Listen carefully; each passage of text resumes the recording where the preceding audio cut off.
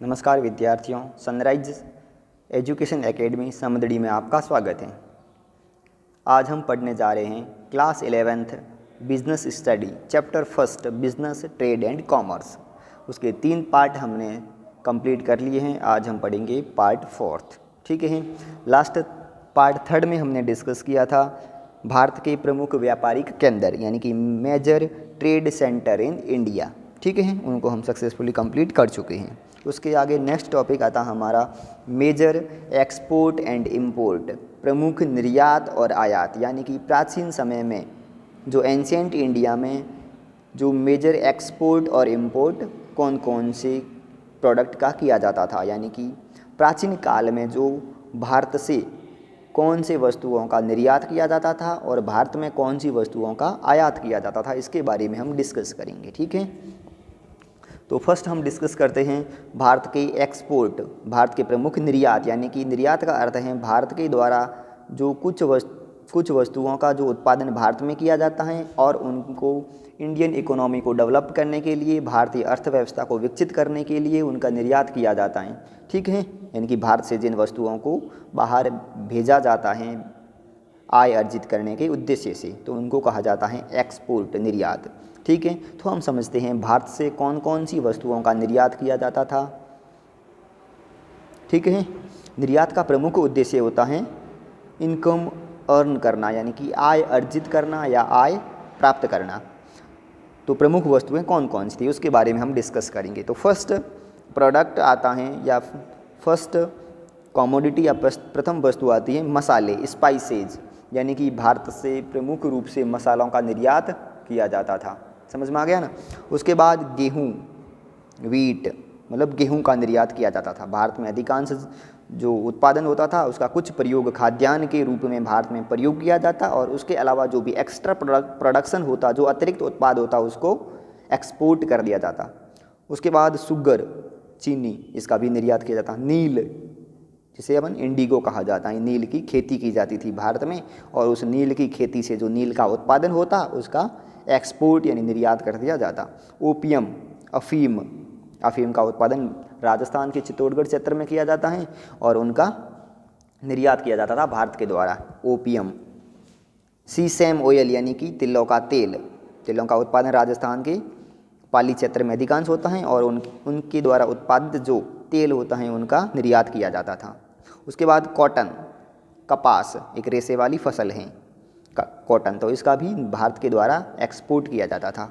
उसके बाद next silk, रेशम, रेशम का भारत में जो अधिकांश उत्पादन किया जाता था उसका भी निर्यात किया जाता था। इसको हमने पढ़ा था उत्तर और दक्षिण के मध्य जो प्रमुख व्यापारिक मार्ग था, यानी उत्तरी भारत और दक्षिणी भारत के मध्य जो प्रमुख व्यापारिक मार्ग था उसके अंतर्गत रेशम का एक्सपोर्ट किया जाता था, रेशम का निर्यात किया जाता था। इस कारण इस जो नॉर्थ और जो साउथ और नॉर्थ के बीच जो व्यापारिक मार्ग था उसको रेशम मार्ग, सिल्क रूट के नाम से जाना जाता था। ये भी हमने डिस्कस किया था।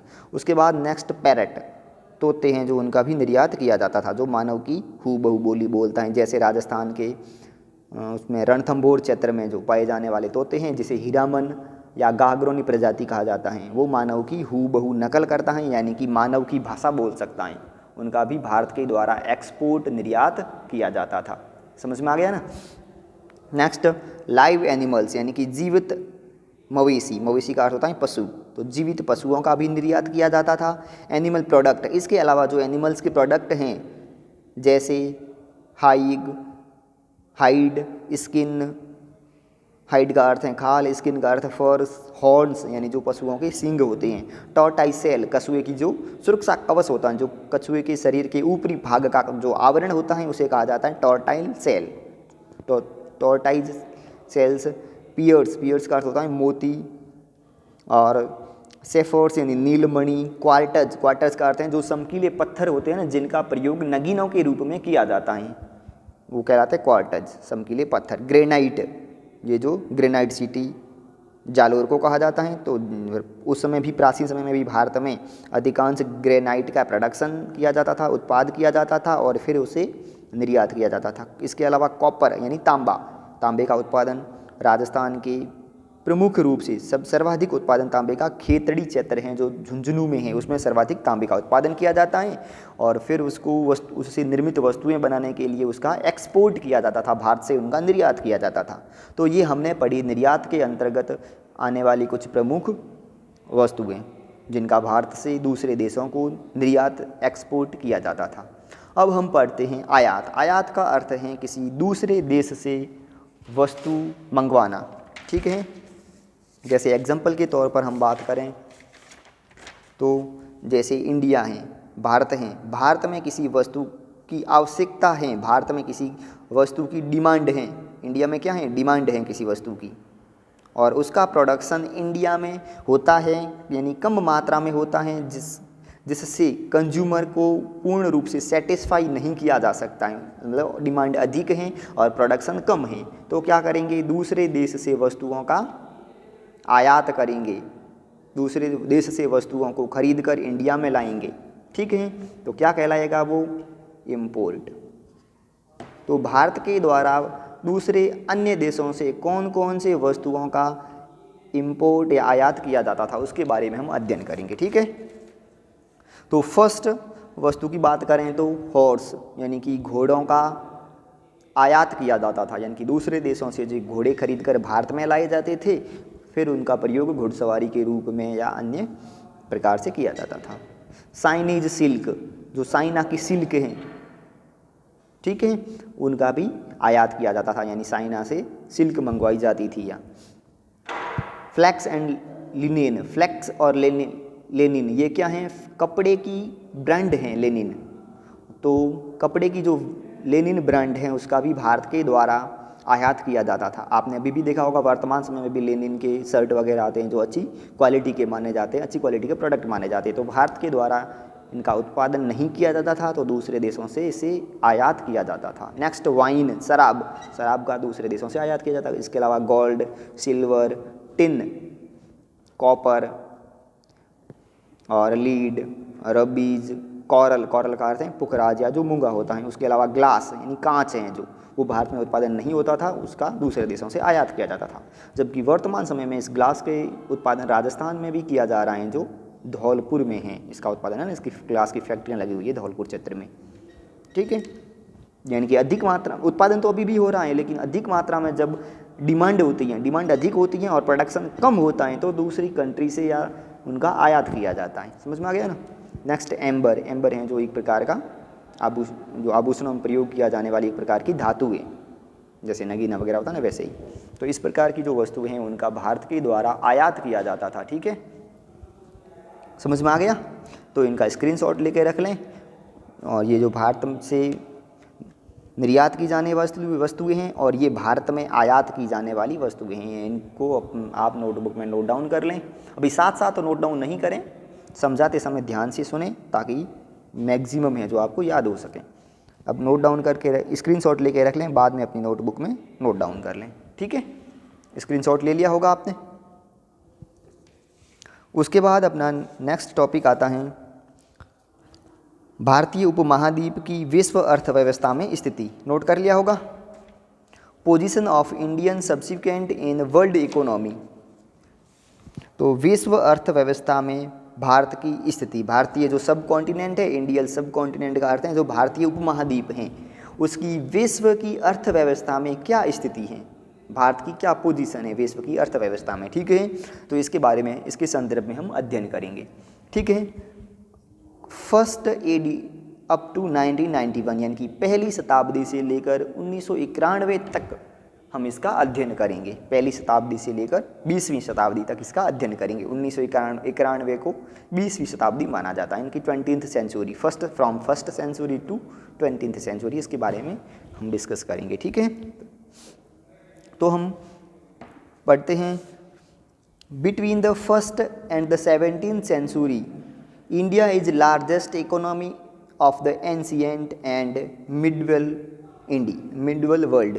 जो भारत हैं वह पहली शताब्दी से लेकर 17वीं शताब्दी के 20 सेंचुरी का अर्थ है शताब्दी के 20 भारत हैं जो लार्जेस्ट इकोनॉमी यानी कि बहुत बड़ी अर्थव्यवस्था थी। किस समय? प्राचीन समय में और प्राचीन विश्व में और मध्यकालीन विश्व में जो भारत है जो बहुत बड़ी लार्जेस्ट इकोनॉमी थी, यानी बहुत बड़ी अर्थव्यवस्था थी। Controlling about 1/3 and 1/4 of the world wealth. Wealth का अर्थ होता है धन या संपत्ति। तो विश्व की जो कुल संपत्ति हैं, विश्व की जो कुल संपत्ति या इसे संपदा लिखा जाता है, विश्व की जो कुल संपदा हैं उसमें भारत का कितना हिस्सा था? विश्व की कुल संपदा में भारत का हिस्सा, भारत की जो हिस्सेदारी थी वो कितनी थी? यानी कि कुल विश्व की जो कुल संपदा है उसका भारत में 1/3, यानी कि 1/3 का अर्थ होता है, यहाँ पर परसेंटेज की बात करें तो 33.33% भारत में था। तो 1/3 से लेकर 1/4 को अपन परसेंटेज में कन्वर्ट करें तो 25%। तो 33% से ले 1/3 इसका अर्थ है 33% और 1/4 का अर्थ है 25%। तो यह विश्व की कुल संपत्ति में भारत का इस प्रकार से योगदान था। समझ में आ गया होगा। Next, the country was often referred to as स्वर्ण भूमि। इसलिए भारत की अर्थव्यवस्था का बहुत बड़ा योगदान था विश्व की अर्थव्यवस्था के संदर्भ में, इसलिए भारत को स्वर्ण भूमि कहा जाता था। ठीक है, स्वर्ण भूमि या स्वर्णद्वीप नाम दिया जाता था। Writing in the many travellers, यह स्वर्ण भूमि या स्वर्णद्वीप किसने नाम दिया था? जो भारत में विभिन्न प्रकार के जो यात्री आए थे, जो ट्रेवलर्स आए थे, उन्होंने भारत को स्वर्ण भूमि या स्वर्णद्वीप नाम दिया। सच एज, जैसे कि मैगस्थनीज, फाइयान, फैनसांग, अलबरूनी, ये जो वे हैं ये तीर्थ यात्रा पे आए थे जो 11वीं शताब्दी में, यानी 11th सेंचुरी में। इन्होंने भारत को स्वर्ण भूमि या स्वर्णद्वीप नाम दिया है। क्यों दिया है? क्योंकि हमने समझा है जो विश्व की कुल संपदा थी, जो विश्व की कुल वेल्थ थी, उसमें इंडिया का योगदान कितना था? 1/3 या 1/4, इस प्रकार का योगदान अधिक होने के कारण इसको स्वर्ण भूमि या स्वर्णद्वीप नाम दिया गया। ठीक है, नेक्स्ट हम पढ़ते हैं। In pre colonial period in Indian history was in age of prosperity of Indian economy, यानी कि जो पूर्व औपनिवेशिक काल था, यानी कि जो ब्रिटिश भारत में आए से उससे पहले जो भारत की अर्थव्यवस्था है वो एक प्रॉस्पेरिटी का अर्थ होता है संपन्न, यानी कि जो उपनिषदों के आने से पहले जो भारत की अर्थव्यवस्था थी वो एक संपन्न अर्थव्यवस्था थी। ठीक है, made in European embark great voyage का अर्थ होता है समुद्री यात्रा, जो भारत में विभिन्न क्या लिखा है? ग्रेट वॉयज ऑफ डिस्कवरी का अर्थ है खोज करना। तो भारत में जो विदेशी यूरोपियन आए थे उन्होंने भारत के जो विभिन्न समुद्री मार्ग थे उनकी खोज की। ठीक है, इनिशियली का अर्थ है प्रारंभ में। Initially come to plunder but soon realise the reward of trade in exchange of gold and silver. इसका अर्थ है इनिशियली यानी प्रारंभ में। दे कम टू प्लंडर का अर्थ है लूटना। तो जो विदेशी हैं, जो टूरिस्ट ट्रेवलर के रूप में भारत में आए थे, उनका प्रारंभ में क्या उद्देश्य था? प्लंडर का अर्थ है लूटना। प्रारंभ में उनका उद्देश्य भारत को लूटना था।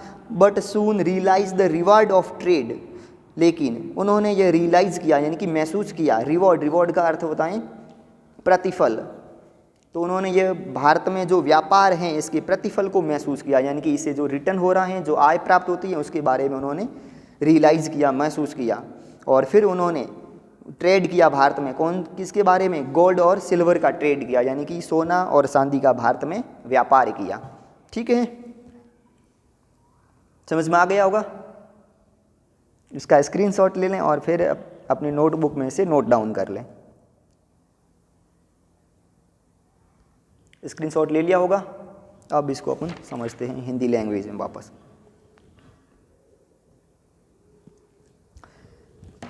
पहली और 17वीं शताब्दी के 20 भारतवर्ष के प्राचीन और मध्ययुगीन दुनिया की लगभग 1/3 या 1/4 दौलत को नियंत्रित करने वाली सबसे बड़ी अर्थव्यवस्था होने का अनुमान है। यानी कि पहली और 17वीं शताब्दी के 20 भारत था जो विश्व की 1/3 या 1/4 दौलत को नियंत्रित करता। दौलत का अर्थ है धन या संपत्ति। तो विश्व की कुल संपत्ति का भारत में उसका योगदान था 1/3 या 1/4, यानी कि 1/3 का अर्थ 33% और 1/4 का अर्थ है 25%। ऐसी अर्थव्यवस्था होने का अनुमान है। जो विदेशी यात्री आए थे जैसे मैगस्थनीज, फायान, फैनसांग, अल-बरूनी, इन्होंने 11वीं सदी में भारत की यात्रा की थी। पूर्व औपनिवेशिक अर्थव्यवस्था को समृद्धि का स्वर्ण युग माना जाता है और इसी ने यूरोपियों की खोज को प्रेरित किया है। ठीक है, जो भारत की अर्थव्यवस्था थी वो औपनिवेशिक से पूर्व यानी कि ब्रिटिश के भारत में प्रवेश होने से पूर्व जो भारत की अर्थव्यवस्था थी वो संपन्न अर्थव्यवस्था थी, इसलिए भारतीय अर्थव्यवस्था को स्वर्ण युग कहा जाता है।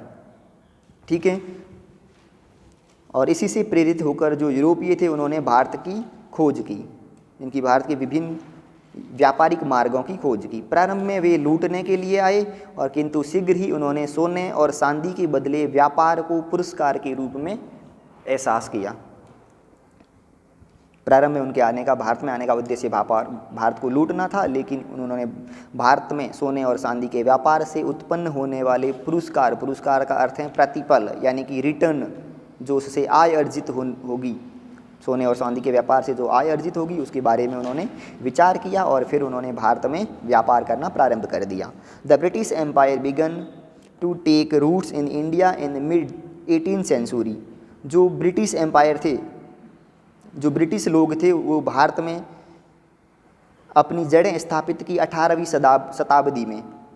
ठीक है, द ईस्ट इंडिया कंपनी, जैसे ईस्ट इंडिया कंपनी भारत में आई थी 16वीं शताब्दी में, use revenue generated by the provenance under the rules for purchasing Indian raw material. जो ये ईस्ट इंडिया कंपनी भारत में आई थी उन्होंने अपने रूल बनाए, प्रोविंसेस जिनकी राजा महाराजाओं के जो रूल थे उसके अधीन रहते हुए उन्होंने अपनी जो रॉ मटेरियल उन्होंने परचेज किया और उससे उनको जो रेवेन्यू हुई, रेवेन्यू का अर्थ है जो आय अर्जित हुई, उन्होंने उस आय का ईस्ट इंडिया कंपनी में यूज किया और फिर धीरे धीरे ऐसे करते करते उन्होंने रॉ मटेरियल परचेज किया, फिर स्पाइसेज और गुड्स यानी कि मसाले और जो माल थे उनको भी धीरे धीरे परचेज करना और इस प्रकार व्यापार स्थापित करना प्रारंभ कर दिया। 18वीं शताब्दी के मध्य में ब्रिटिश शाही साम्राज्य का उत्थान प्रारंभ हुआ। ईस्ट इंडिया कंपनी ने अपने नियमों के अधीन प्रांतों द्वारा उत्पन्न राजस्व का उपयोग, राजस्व का अर्थ होता है आय, तो उन प्रांतों ईस्ट इंडिया कंपनी द्वारा विभिन्न प्रांतों में अपना व्यापारिक केंद्र स्थापित किए गए और उससे जो आय प्राप्त होती थी उनका उपयोग भारतीय कच्चे माल को खरीदने, मसालों को खरीदने और भारतीय वस्तुओं को खरीदने में उनका उपयोग किया। ठीक है, इस प्रकार ब्रिटिश साम्राज्य का भारत में उत्थान प्रारंभ हुआ। तो इनको नोट डाउन कर लें या स्क्रीनशॉट लेकर रख लें, बाद में से नोट डाउन कर लें।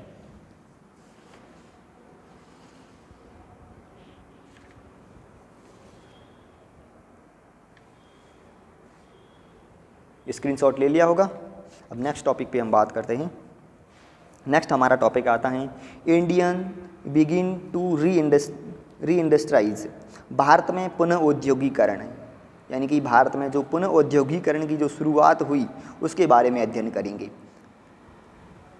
ठीक है, आफ्टर इंडिपेंडेंस, इनकी स्वतंत्रता के बाद, the process of rebuilding the economy started and India went for centralise planning. कि स्वतंत्रता के बाद में भारत में वापस जो इंडस्ट्री थी उनको वापस री इंडस्ट्राइज किया गया, यानी कि पुनः औद्योगिकरण किया गया है। ठीक है, India went for centralise planning, भारत ने उद्योगों के पुनर्स्थापना के लिए कुछ सेंट्रल प्लानिंग की, कोई केंद्रीय योजनाएं बनाई उन्होंने। जैसे हम बात करते हैं उदाहरण के तौर पर जो 1952 में जो प्रथम पंचवर्षीय योजना आई थी, उस प्रथम पंचवर्षीय योजना के अंतर्गत उद्योगों के स्थापना पर जोर दिया गया है। ठीक है, तो the first 5-year plan was implemented in 1952। जो प्रथम पंचवर्षीय योजना आई थी वो इम्प्लीमेंट कब हुई, लागू कब हुई, 1952 में। Due importance was given the establishment of modern industries. इस प्रथम पंचवर्षीय योजना जो 1952 में आई थी, इस योजना के अंतर्गत जो एस्टेब्लिशमेंट का अर्थ होता है स्थापना करना, एस्टेब्लिशमेंट ऑफ मॉडर्न इंडस्ट्रीज, जो आधुनिक औद्योगिकरण पर बल दिया गया और उसके महत्व को समझा गया। मॉडर्न टेक्नोलॉजी, और उस इंडस्ट्री में मॉडर्न टेक्नोलॉजी यानी कि आधुनिक तकनीकी का प्रयोग किया गया। एंड साइंटिफिक इंस्टीट्यूशंस, स्पेस और न्यूक्लियर प्रोग्राम ये भी स्थापित किए गए। वैज्ञानिक संस्थाएं स्थापित की गई, स्पेस टेक्नोलॉजी और न्यूक्लियर प्रोग्राम हैं इनको भी स्थापित किया गया। ठीक है। डेस्पाइट दीज एफर्ट्स, इनके प्रयासों के बावजूद भी the Indian economy could not develop at a rapid race, यानी कि इसका अर्थ है डेस्पाइट का अर्थ होता है के बावजूद, डेस्पाइट दीज एफर्ट्स, इनके एफर्ट्स के यानी इन प्रयासों के बावजूद भी जो भारतीय अर्थव्यवस्था थी, जो इंडियन इकोनॉमी थी, वो डेवलप नहीं हो सकी, could not developed at a rapid race, जो पहले स्थापित थी इकाइयाँ उसके अनुरूप या उसकी तुलना में, उसके कंपैरिजन में पूर्ण रूप से डेवलप नहीं हो सकी। इसका रीज़न क्या था डेवलप नहीं होने का? जो प्रमुख रीज़न था, वो रीज़न की बात करें तो फर्स्ट रीज़न आता है lack of capital formation. Lack of capital formation का अर्थ है भारत में पूंजी का अभाव था, यानी कि पूंजी की कमी थी। सेकेंड आता है राइज इन पॉपुलेशन, जनसंख्या में वृद्धि होना, यह भी एक प्रमुख कारण था। नेक्स्ट बात करें तो इसका तीसरा कारण वो था huge expenditure on defence. Huge expenditure on defence का अर्थ है, हग का अर्थ होता है बड़ा और एक्सपेंडिचर का अर्थ है खर्च। किस पर अधिक खर्च होने लगा? डिफेंस पर, यानी कि सेवा क्षेत्र में अधिक खर्च होने लगा। तो इससे भारतीय अर्थव्यवस्था के विकास में कुछ बाधाएं उत्पन्न हो गई। एंड इनएडिकेट, फोर्थ रीजन आता है इनएडिकेट इंफ्रास्ट्रक्चर। इनएडिकेट इंफ्रास्ट्रक्चर का अर्थ है अपर्याप्त औद्योगिक संरचना, यानी कि जो औद्योगिक संरचना थी वो अपर्याप्त थी, या जो औद्योगिक ढांचा था, जो स्ट्रक्चर था वो इनएडिकेट यानी अपर्याप्त था। वर आर द मेजर रीजन्स, ये प्रमुख कारण थे। ठीक है, ये मेजर रीजन थे जो भारत की अर्थव्यवस्था है वो विकसित नहीं होने के प्रमुख कारण थे। As a result India realised heavily on borrowing from foreign sources. इन सभी के परिणाम स्वरूप, कौन से परिणाम? जो भारत में पूंजी का अभाव था, दूसरा रीजन हमने पढ़ा पॉपुलेशन है, जो उनकी संख्या में वृद्धि हो गई, और डिफेंस के सेक्टर में जो बड़ा एक्सपेंडिचर होने लगा, और तीसरा चौथा कारण है जो अपर्याप्त आधारभूत संरचना का होना। इन सभी कारणों के परिणाम स्वरूप भारत में उद्योगों का विकास नहीं हुआ। इनके समाधान के लिए बोरोविंग फ्रॉम फॉरेन सोर्सेज, यानी कि विदेशी स्रोतों से उधार लिया गया। बोरोविंग का अर्थ है उधार लेना, और फॉरेन सोर्सेज का अर्थ है विदेशी स्रोतों से उधार लेने की प्रक्रिया प्रारंभ हुई। ठीक है, अब विदेशी स्रोतों की बात करें तो विदेशी स्रोत कौन कौन से होते हैं, यानी कि विदेशों से लोन लेने के कुछ सोर्सेज होते हैं जिनके बारे में हम डिस्कस करेंगे। जैसे एग्जांपल के तौर पर बात की जाए तो फर्स्ट एग्जांपल आता है कॉमर्शियल बैंक। फॉरेन सोर्सेज कौन कौन से, उनके बारे में बात करते हैं। Foreign sources of financing,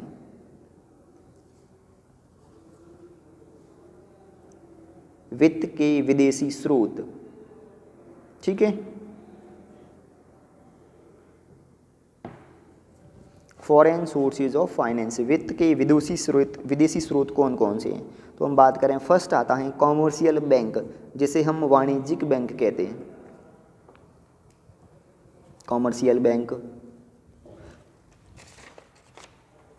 second की बात करें तो जीडीआर। जीडीआर का अर्थ होता है ग्लोबल, जीडीआर का अर्थ होता है global depository receipt, global depository receipt. Next example के तौर पर बात की जाए तो एफसीसीबी, यानी कि FCCB foreign currency convertible bond. ठीक है, ये कुछ फॉरेन फाइनेंसिंग या फॉरेन बोरोविंग के कुछ सोर्स हैं। व्यापारिक bank, GDR global depository receipt, FCCB foreign currency convertible bond. इस प्रकार ये कुछ विदेशी स्रोत थे, इनके आधार पर भारत द्वारा इन विदेशी स्रोतों से लोन लिया गया। ठीक है,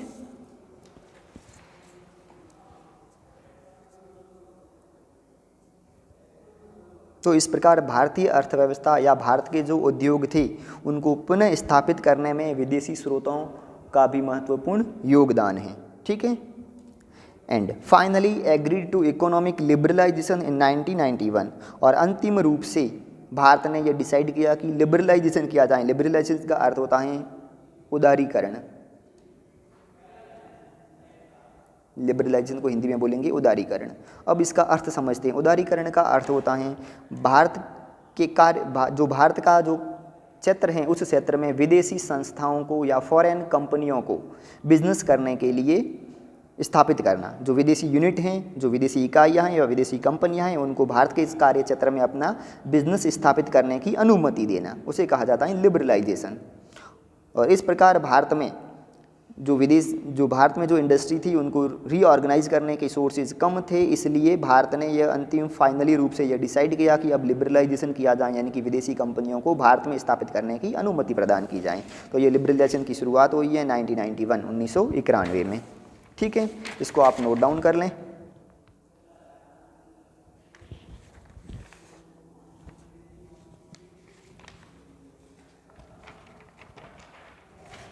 इसके बाद इसी को हम हिंदी में समझते हैं वापस, हिंदी मीडियम के स्टूडेंट के लिए। ठीक है, स्क्रीनशॉट ले लिया होगा उसका आपने।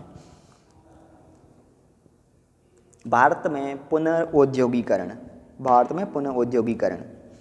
आज़ादी के बाद अर्थव्यवस्था के पुनर्निर्माण की प्रक्रिया प्रारंभ हुई और भारत में केंद्रीय नियोजन की शुरुआत हुई है। भारत में केंद्रीय नियोजन का अर्थ है जो सेंट्रल गवर्नमेंट द्वारा ये जो इंडस्ट्री थी उसको वापस रीऑर्गेनाइज करने के लिए, पुनः स्थापित करने के लिए केंद्र सरकार द्वारा कुछ प्लानिंग की गई, यानी कुछ योजनाएं बनाई गई। ठीक है, जैसे 1952 में भारत की पहली पंचवर्षीय योजना कार्यान्वयन में आई। कार्यान्वयन का अर्थ होता है लागू होना। तो 1952 में भारत की पहली पंचवर्षीय योजना लागू हुई। इस पहली पंचवर्षीय योजना के अंतर्गत उद्योगों को पुनः स्थापित करने पर बल दिया गया और योजनाओं में आधुनिक उद्योगों, आधुनिक प्रौद्योगिकी, वैज्ञानिक संस्थाओं, अंतरिक्ष और परमाणु कार्यक्रम की स्थापना को महत्व दिया गया। इनको इम्पोर्टेंस दिया गया कि ये जो उद्योग हैं, प्रौद्योगिकी यानी इंडस्ट्री हैं, और जो वैज्ञानिक संस्थाएं हैं, अंतरिक्ष कार्यक्रम, स्पेस टेक्नोलॉजी हैं, और जो परमाणु कार्यक्रम हैं, उनको वापस स्थापित किया जाए।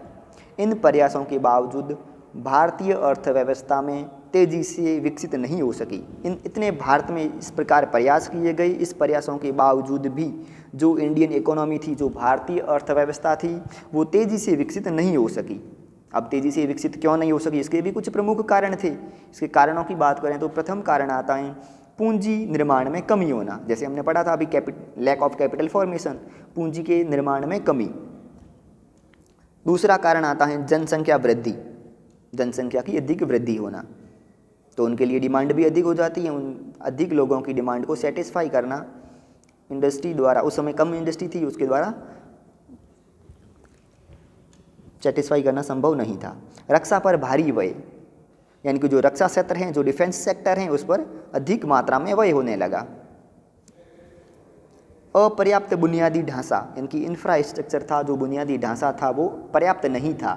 अर्थव्यवस्था को विकसित करने के लिए जो आधार था, जो बेस था, या जो बुनियादी ढांचा था वो पर्याप्त नहीं था, अपर्याप्त था। ये प्रमुख कारण थे भारतीय अर्थव्यवस्था के विकसित नहीं होने के। ठीक है, इनके परिणाम स्वरूप या इनके फलस्वरूप भारत हैं जो विदेशी स्रोतों से उधार लेने के लिए विदेशी स्रोतों पर निर्भर होने लगा। तो भारत हैं जो विदेशी स्रोतों से उधार लेने पर अत्यधिक रूप से निर्भर था और अंत में 1991 में भारत के द्वारा आर्थिक उदारीकरण को अपनाया गया और भारत अंतिम रूप से सहमत हुआ कि आर्थिक उदारीकरण को अपनाया जाए। ठीक है, अब इसको आप नोटबुक में अपने नोट कर लें। अभी स्क्रीनशॉट ले लें और बाद में उसे नोटबुक में नोट डाउन कर लें।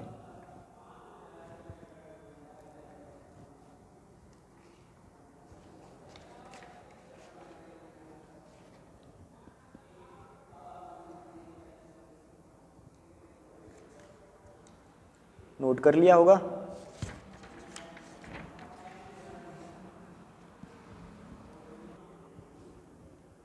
आपने नोट डाउन कर लिया होगा ना?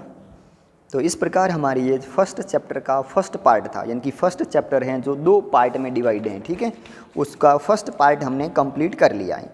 उसके बाद हम नेक्स्ट वीडियो में डिस्कस करेंगे उसका पार्ट 2, यानी कि खंड 2। उसमें हम डिस्कस करेंगे व्यवसाय की प्रकृति, व्यवसाय की अवधारणा और व्यवसाय की विशेषताओं के बारे में हम नेक्स्ट वीडियो में डिस्कस करेंगे। ठीक है, यहाँ तक समझ में आ गया होगा। अगर किसी को कोई डाउट हो तो स्कूल में जब डाउट सेशन की क्लास होगी उस क्लास में हम सॉल्व कर लेंगे। ठीक है, और होमवर्क जो दिया जा रहा है उसको टाइम पर कंप्लीट करते रहें, और जब डाउट सेशन की क्लास होगी उसमें आपका होमवर्क है जो चेक किया जाएगा।